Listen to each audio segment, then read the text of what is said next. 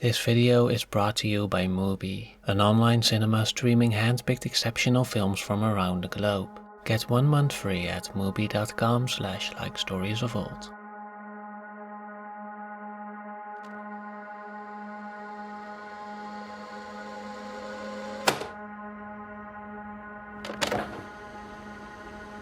What is the cost of lies?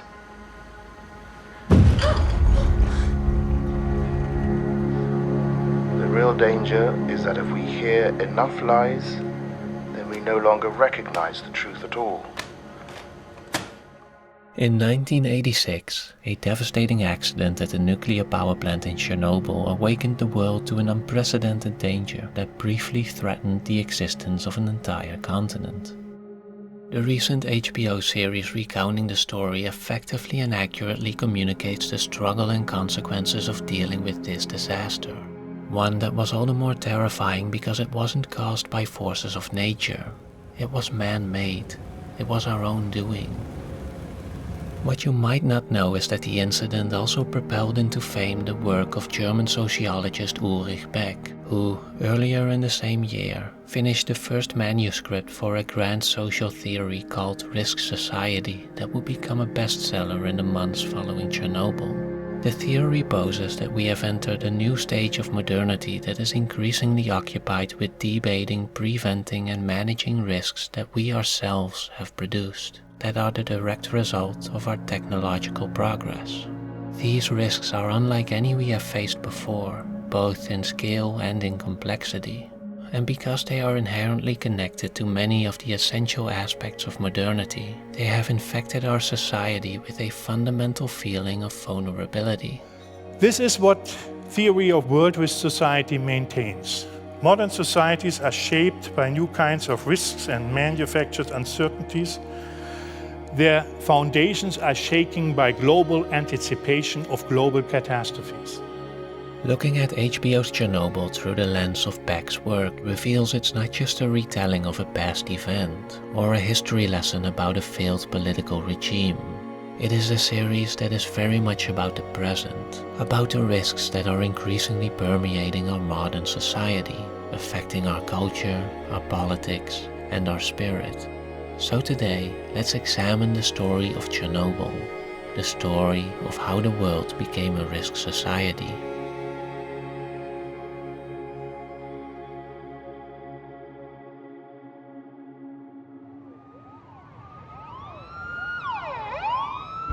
Moments after the incident, we immediately see one of the defining characteristics of modern risks, which is that the danger is pretty much impossible to perceive using our own senses.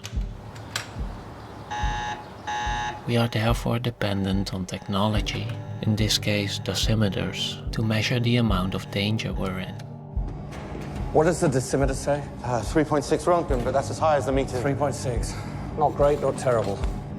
This reliance on external risk assessors, of course, puts us in a much more vulnerable position, as the series repeatedly shows us. It's also the maximum reading on low-limit dosimeters. They gave us the number they had. I think the true number is much, much higher. In his book World Risk Society, Beck explains how this expropriation of the senses also means the loss of common sense, and writes that human life is thereby jeopardized to its very core and individuals are robbed of their power of judgment. I don't think you should go. It could be dangerous. What do you mean dangerous? It's a fire, it's over there, we're over here. Mikhail. What?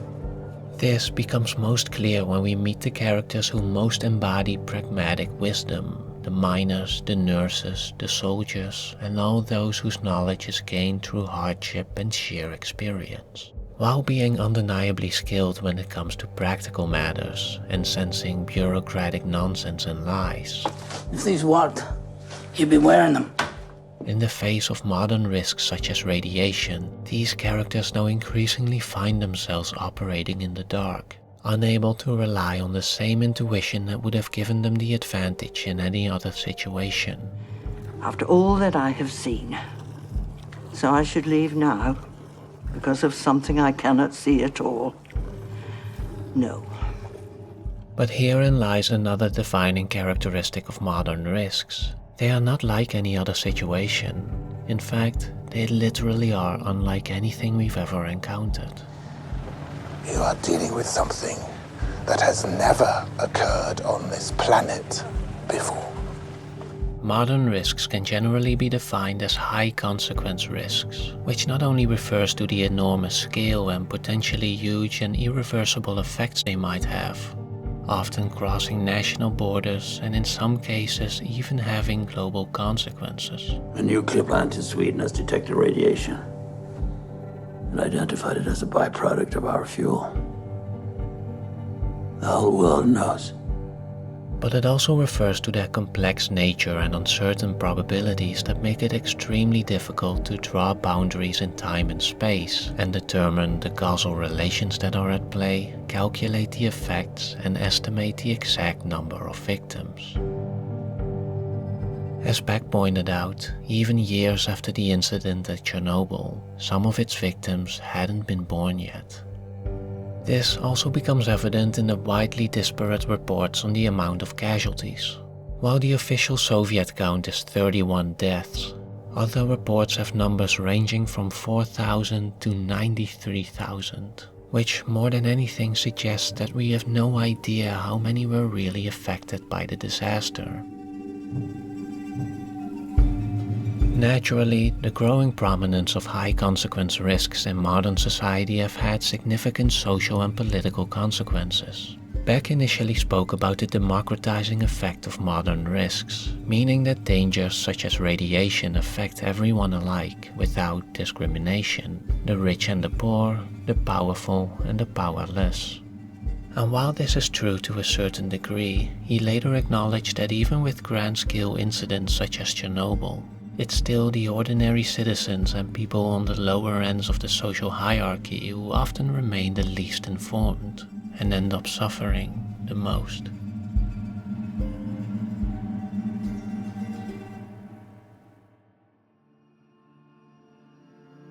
A more disruptive consequence of modern risks involves our formal institutions. Due to the complex and often highly technical character of modern risks, society and politics rely heavily on experts and scientists to analyze and communicate the exact nature of the danger.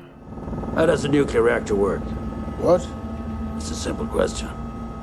As Chernobyl demonstrates, politicians making decisions regarding modern risks are only as effective as they are informed. Look, that's graphite on the roof. The whole building's been blown open. Why did I see graphite on the roof? Graphite is only found in the core, where it's used as a neutron flux moderator. But there are inherent differences between science and politics. One searches for truth, the other for power. One is interested in causes, the other in solutions. One strives for thoroughness, the other for efficiency. One measures quality based on validity, the other on public acceptance. As such, the relation between the two is not without friction. There has been an accident at Chernobyl, but I've been assured there is no problem. I'm telling you that there is. I prefer my opinion to yours. In a risk society, however, these institutions face even greater challenges as modern risks often exceed the capacities of both science and politics to analyze and manage them. For scientists and experts, the complexity and non-linear causalities of modern risks mean more uncertain probabilities, making them harder to observe and even harder to predict. Do you think the fuel will actually melt through the concrete pad? I don't know. 40% chance, maybe. Well, I said 50. Either way, the numbers mean the same thing, maybe. This also complicates the work of governments and political institutions that generally ask for the exact opposite. This would go much easier if you talked to me about the things you do understand and not about the things you do not understand. Which is somewhat understandable considering the fact that high-cost preventative measures towards intangible and uncertain risks tend to be either too unpopular or too unrealistic for politicians to propose, especially when such measures demand changes that contradict the spirit of modernity, or to put it more simply, that seem needlessly expensive. It's cheaper. The work of politicians is also much more difficult because modern risks often exceed national borders, meaning that managing them also becomes a diplomatic problem complicated by all kinds of politically sensitive relations. If the Americans had that kind of technology, do you really think they'd give it to us? And even if they would, the Central Committee would never stoop to ask. And so when a catastrophe like Chernobyl does happen, to the general public, this not only awakens the realization that political institutions were grossly unprepared, it also reveals their incapacity to effectively handle the aftermath, which at this point is inevitably defined by reckless responses. We seal off the city. No one leaves. The most significant consequence of all this for both the world of science and of politics is a growing loss of legitimacy as people are losing faith in the very institutions that are supposed to provide them with certainty and security. Our power comes from the perception of our power. Do you understand the damage this has done? Do you understand what's at stake? In their efforts to reclaim this lost legitimacy, the most important question that appears to need answering is the question of accountability. In these stories, it doesn't matter who the heroes are. All we want to know is who is to blame. The easiest way out of this is to blame individual scapegoats and ensure the public that it was just a few bad apples.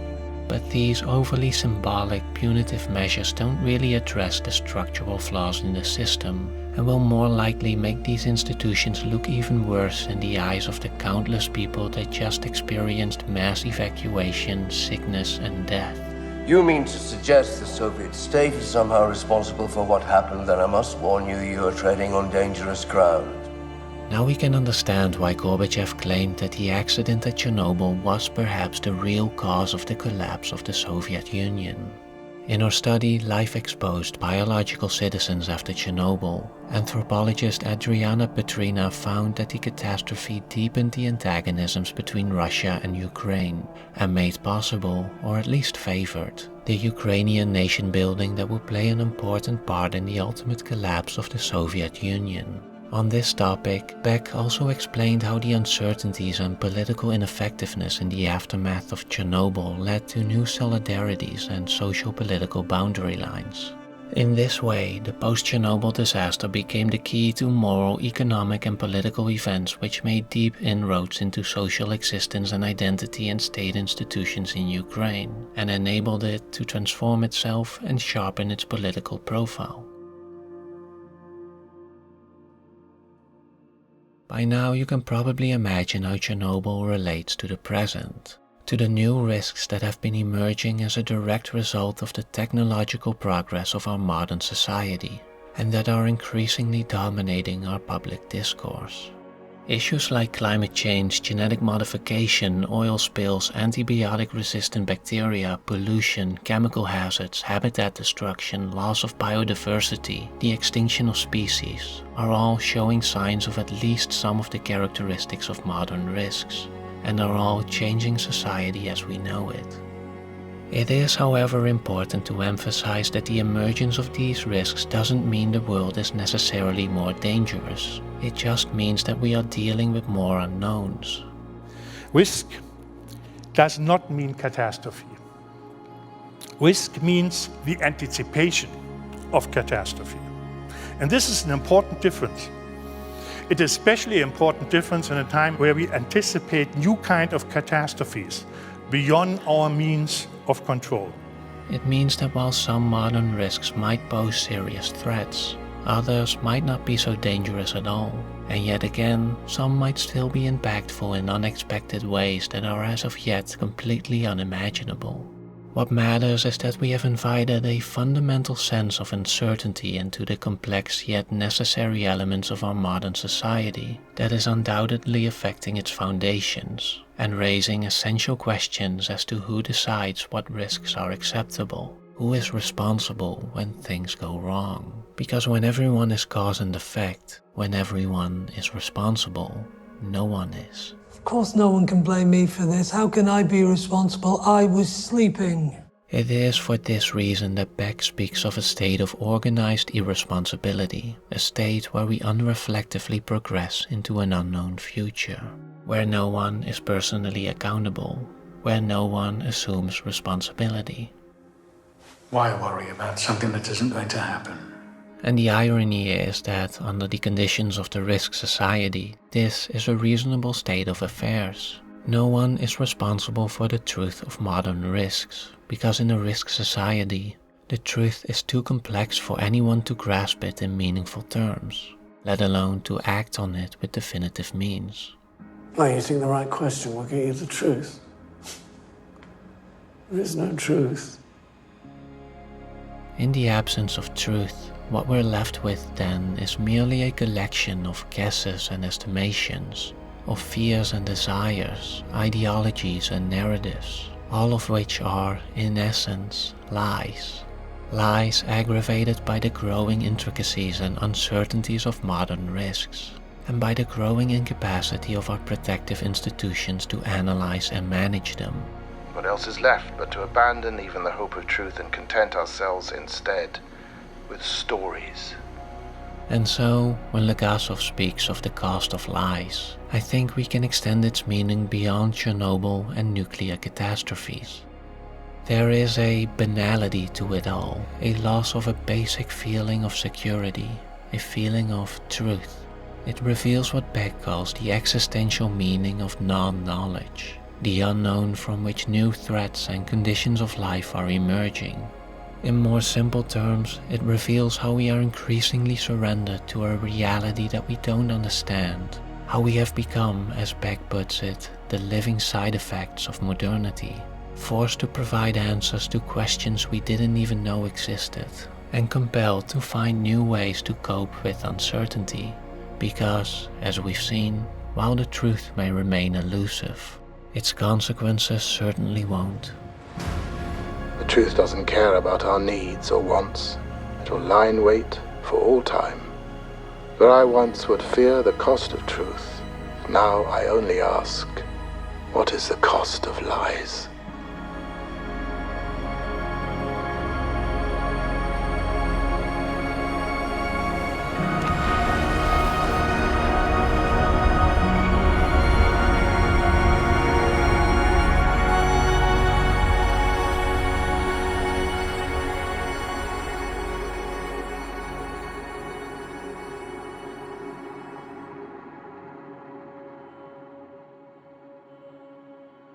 Being a massive success with both audiences and critics, Chernobyl is a testament to the power of great storytelling, a reminder of just how effectively this art form can move us. Finishing a story as excellent as Chernobyl always makes me excited for more, and for that I'm really glad I have Mubi. Mubi is an online cinema streaming a hand-picked selection of films from around the globe. Every day they present a new film, whether it's a timeless classic, a thought-provoking documentary, or an acclaimed masterpiece. There are always 30 perfectly curated films to discover. It's a simple but highly effective way to start exploring the riches of cinema, and I'm happy to share this with you by offering 30 days for free. So head on over to mubi.com/likestoriesofold to begin your extended free trial today.